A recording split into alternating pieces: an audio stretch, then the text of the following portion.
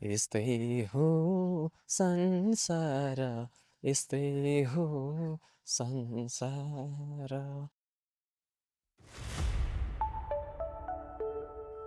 नमस्ते, मेरो नाम टिकम पुन मगर।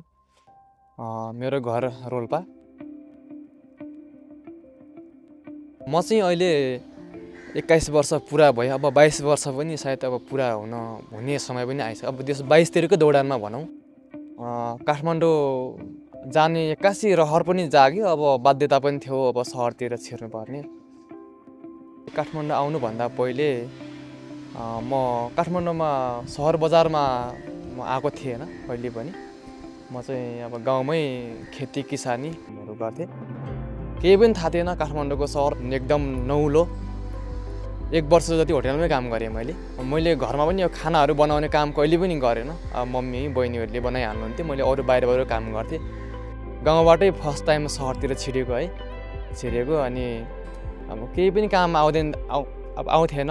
अब सुरुमा त अब भाँडा मिच्नेदेखि लिएर सरसफाइ सबै कामहरू गरेपछि त्यसपछि म अब त्यहाँ होटेलमा अब खानाहरू पकाउनेसम्म पुगेँ भनौँ।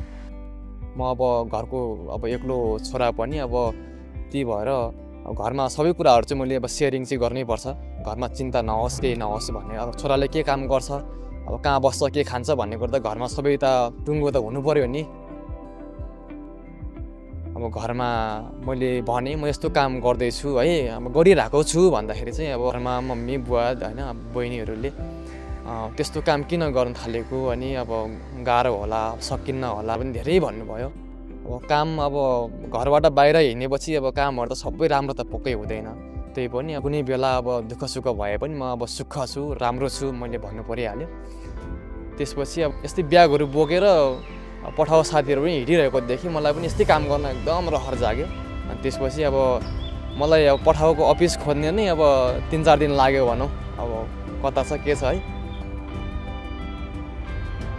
म अहिले पठाउ ओकर हिरोमा कार्यरत छु।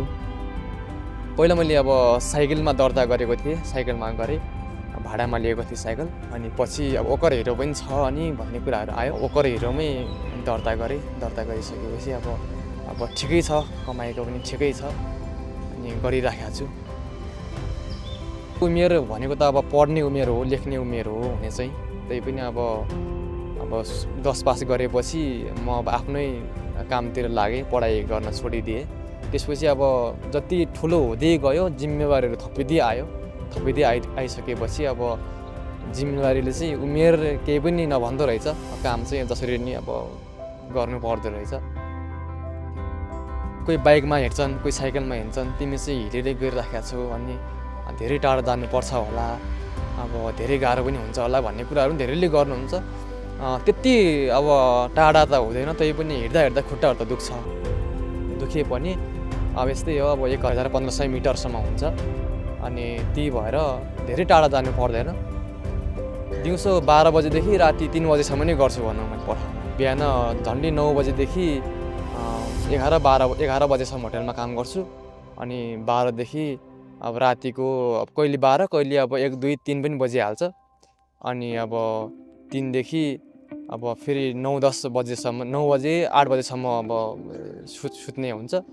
अनि अब आफ्नो अब लुगाहरू धुने, खाने पिने टाइम त्यसमा म्यानेज गरेर फेरि होटेलमा काम गऱ्यो, फेरि पठाउमा काम गऱ्यो, त्यसरी नै चलिरहेको छ। जसमा पठाउमा काम गरेदेखि पठाउको कामप्रति म खुसी नै छु। यो पठाउमा जोइन गरेदेखि अब मैले सोचेको मेरो सपनाहरू बिस्तारै पनि अब पुरा हुँदैछन् जस्तो लागिरहेछ। पठाउमा गरेपछि अलिकति केही फ्रिडम अथवा अब केही रहरहरू पुरा हुन्छ कि जस्तो नि लाग्छ। म चाहिँ अब सानैदेखि गीत सङ्गीतमा धेरै रुचि राख्ने मान्छे भएकाले म चाहिँ एउटा सानो गीत गाउन मलाई मन लाग्छ, गीत गुनगुनाउँछु पनि। त्यसैले म चाहिँ हाम्रो यो चर्चित कलाकार हाम्रो खेम सेन्चुरी दाइको गीत गाउन चाहन्छु। पैरिएसी सिन्दुर पराइको अर्थ छैन यो माया गरेको उहीसँग मनसार उहीसँग तन्सार